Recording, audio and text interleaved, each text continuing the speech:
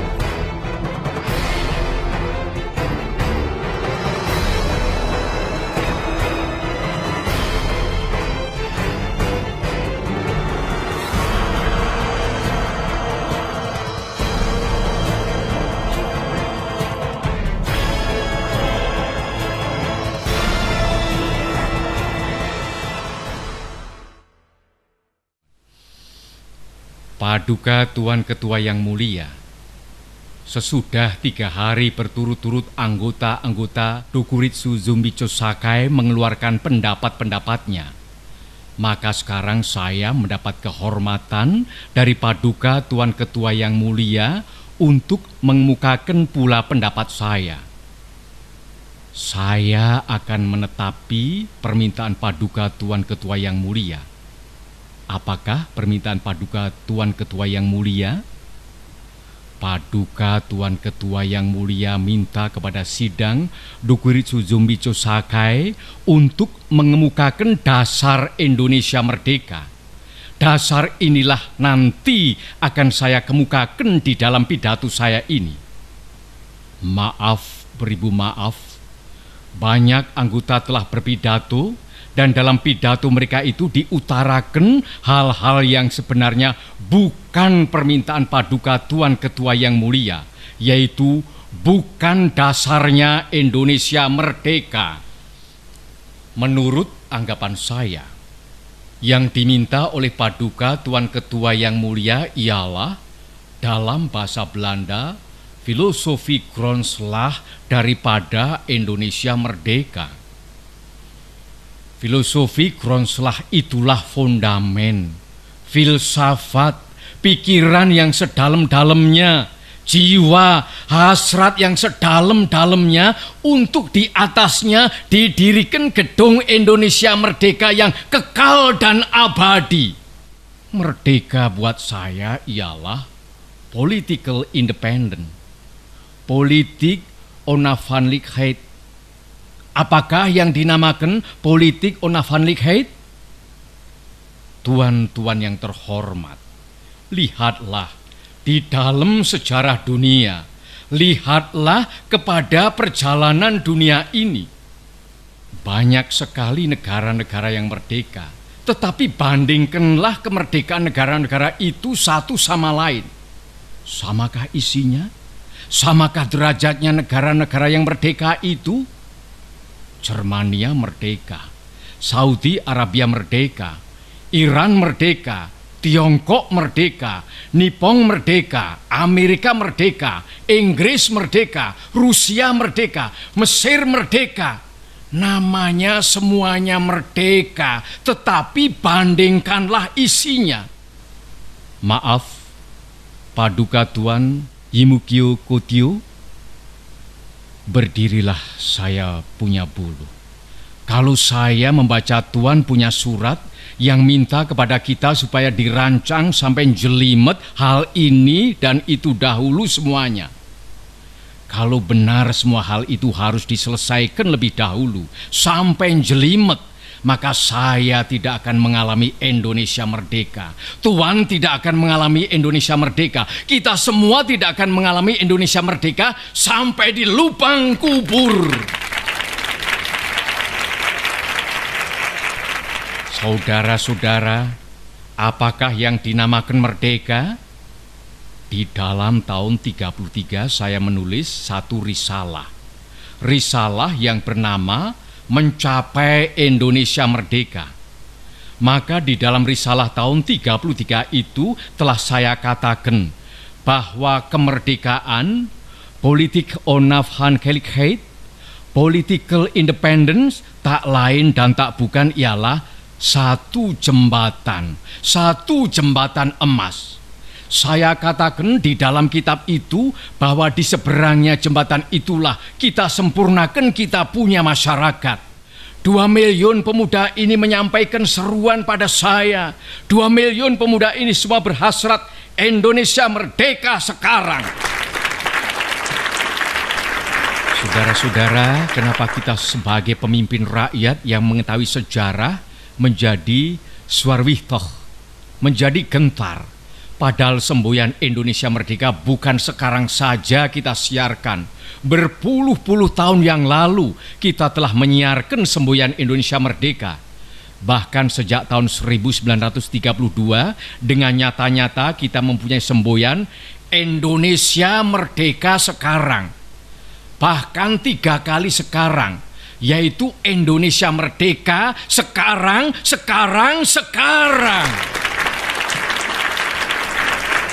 Saudara-saudara, kalau umpamanya pada saat sekarang ini bala tentara Dai Nippon menyerahkan urusan negara kepada kita, maka 1 menit pun kita tidak akan menolak. Sekarang pun kita menerima urusan itu. Sekarang pun kita mulai dengan negara Indonesia yang merdeka.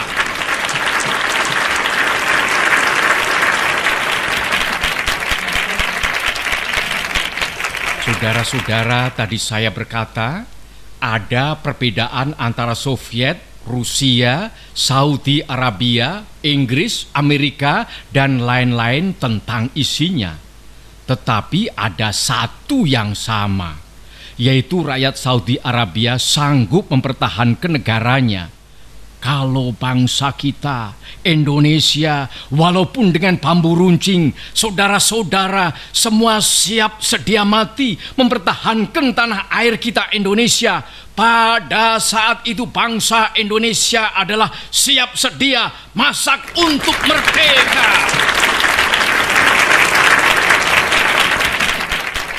Di dalam Indonesia Merdeka kita melatih pemuda kita agar supaya menjadi kuat.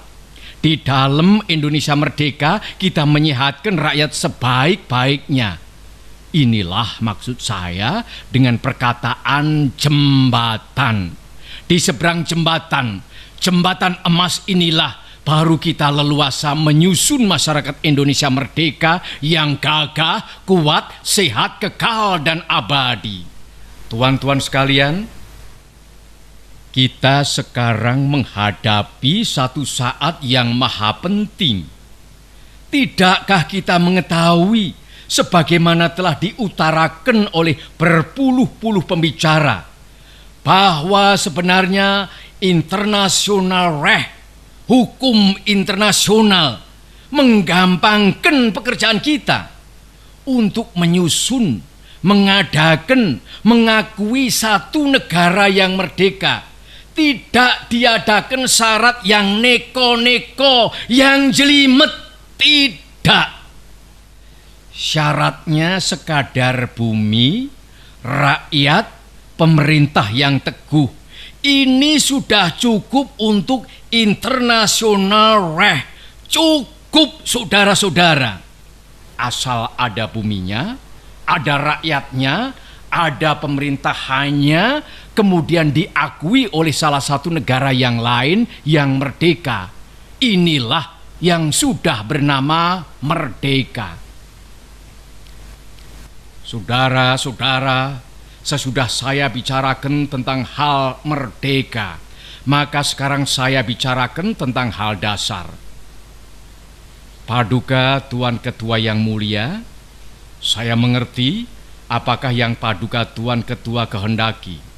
Paduka Tuan Ketua minta dasar, minta filosofi Grondslag, atau jikalau kita boleh memakai perkataan yang muluk-muluk, Paduka Tuan Ketua yang mulia meminta suatu Weltanschauung di atas mana kita mendirikan negara Indonesia itu. Kita melihat dalam dunia ini bahwa banyak negeri-negeri yang merdeka dan banyak di antara negeri-negeri yang merdeka itu berdiri di atas suatu Weltanschauung. Paduka Tuan Ketua yang mulia, apakah Weltanschauung kita jikalau kita hendak mendirikan Indonesia yang merdeka?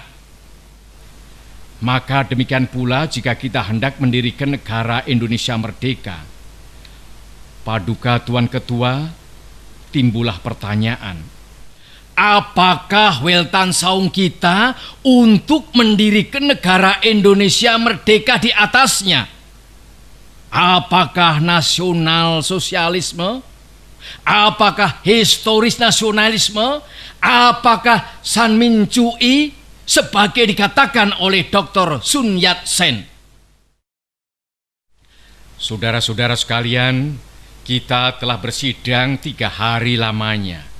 Banyak pikiran telah dikemukakan, macam-macam, tetapi alangkah benarnya perkataan Dr. Sukiman, perkataan Ki Bagus Hadikusumo, bahwa kita harus mencari persetujuan faham. Kita bersama-sama mencari persamaan filosofi Grundslag, mencari satu Weltanschauung yang kita semua setuju. Saya katakan lagi setuju. Apakah itu? Pertama-tama saudara-saudara saya bertanya, apakah kita hendak mendirikan Indonesia merdeka untuk sesuatu orang, untuk sesuatu golongan? Mendirikan negara Indonesia merdeka yang namanya saja Indonesia merdeka, tetapi sebenarnya hanya untuk mengagungkan satu orang, untuk memberi kekuasaan kepada satu golongan yang kaya, untuk memberi kekuasaan pada satu golongan bangsawan. Kita hendak mendirikan suatu negara semua buat semua, bukan buat satu orang, bukan buat satu golongan, baik golongan bangsawan maupun golongan yang kaya, tetapi semua buat semua. Inilah salah satu dasar pikiran yang nanti akan saya kupas lagi. Maka yang selalu mendengung di dalam saya punya jiwa, bukan saja di dalam beberapa hari di dalam sidang Dokuritsu Zumbicho Sakai ini, akan tetapi sejak tahun 1918, 25 tahun lebih, ialah dasar pertama yang baik dijadikan dasar buat negara Indonesia, ialah dasar kebangsaan. Kita mendirikan satu negara kebangsaan Indonesia. Saya katakan bahwa dasar pertama buat Indonesia ialah dasar kebangsaan.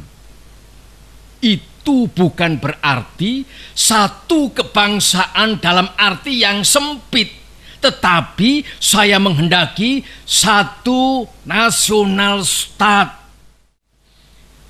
Apakah yang dinamakan bangsa? Apakah syaratnya bangsa? Definisi Otto Bauer pun sudah tua. Sebab tatkala Ernest Renan mengadakan definisinya itu, tatkala Otto Bauer mengadakan definisinya itu, tatkala itu belum timbul satu wetenschap baru, satu ilmu baru yang dinamakan geopolitik.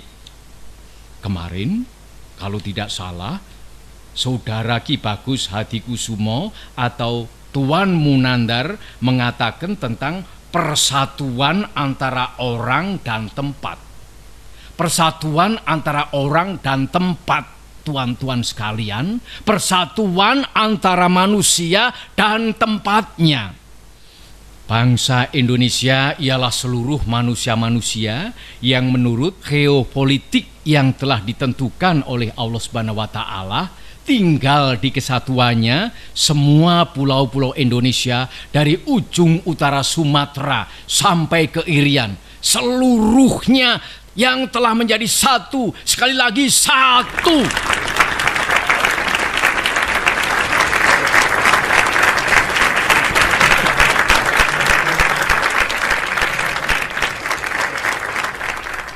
Kesinilah kita semua harus menuju, mendirikan satu nasionalistat di atas kesatuan bumi Indonesia dari ujung Sumatera sampai ke Irian.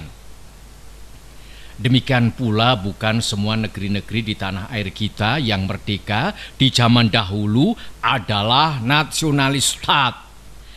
Kita hanya 2 kali mengalami nasionalistat, yaitu di zaman Sriwijaya dan di zaman Majapahit. Di luar dari itu kita tidak mengalami nasionalistat. Nasionalistat hanya Indonesia seluruhnya yang telah berdiri di zaman Sriwijaya dan Majapahit dan yang kini pula kita harus dirikan bersama-sama.